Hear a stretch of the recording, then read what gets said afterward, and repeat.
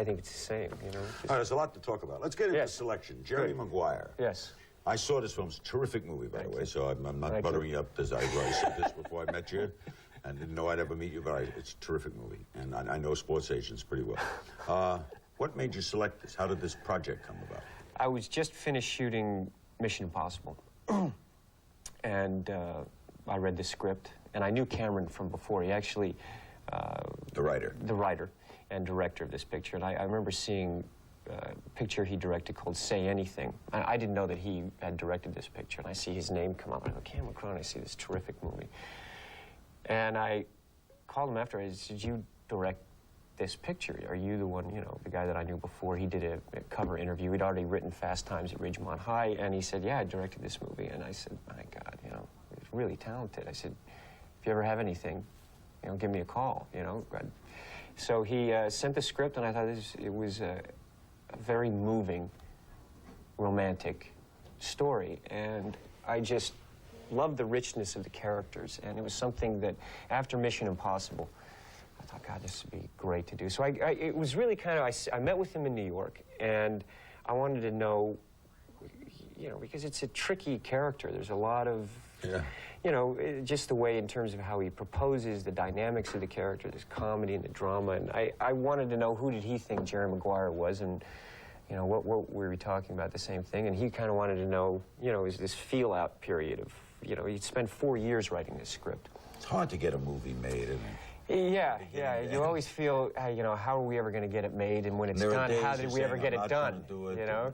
Yeah, there's days you just go, man, you know, you just feel, you know, how's this going to work? But first reason is you have to like the story, then you have to like the character? Yeah, for me, I mean, I think it's everything. It's the character, it's the story, and also the other characters. I thought the other characters were so, you know, just very well defined. Now, as opposed to Mission Impossible is more plot-driven. This is character-driven. Yes. Is that different from a portrayal standpoint?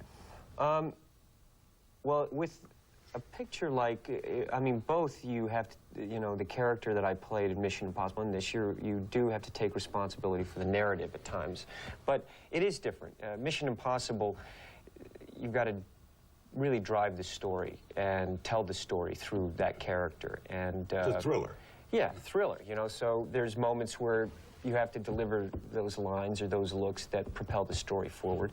And with this, yeah, it is very different. It's very different working on it because it's all character-based, and a lot of the personal moments you have to find and explore. I think some people think, well, you know, the script is written and you learn your lines and you show up, and what's the problem?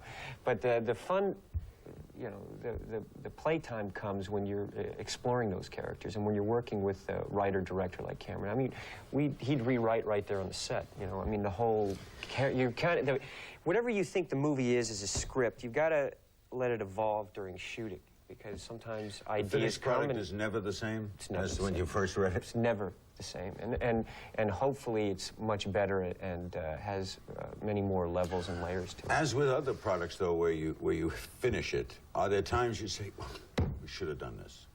We should. Oh, well, I think shoulda, coulda, woulda. I think there's always times that you know I used to, when I was younger, really beat myself up about I should have done it this way. Why didn't I think of that? You know, to go there. You know, you wake up afterwards and you can solve all the problems in the scene and different choices that I made. But as you know, as the years have passed, and I have a little more time now to make a movie than before. A lot of times when you have, you know, I did All the Right Moves, this picture, in about 7 weeks, and you know, now we can go back and reshoot things if it doesn't work. Being or a star take time. gives you some clout too, right? Which is important. Yeah, which is good, because it allows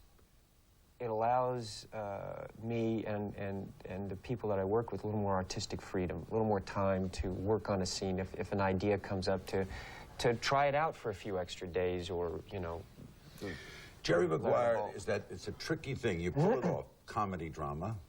Of course, there are moments of real fun in this movie, and then there are moments where you're really sad, and he is a flawed character. I mean, he has his ups and he has his downs. Yes. Was this complex for you to play? Yeah, I think anytime it was. I mean,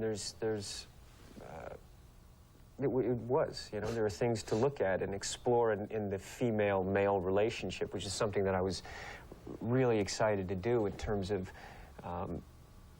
people that, you know, Jerry has a difficult time with intimacy, you know, and yet he's a character that can't be alone, and I think that there's people that can really identify with that. I know friends like that, and just even for guys with women and women with men, you know, it's really exploring that dynamic. Thank you. We'll be right back with Tom Cruise. The movie Jerry Maguire opens Friday the 13th. For him, it'll be good luck. Lucky day. We'll be right back with more of Larry King Live. Don't go away. Can you believe Friday?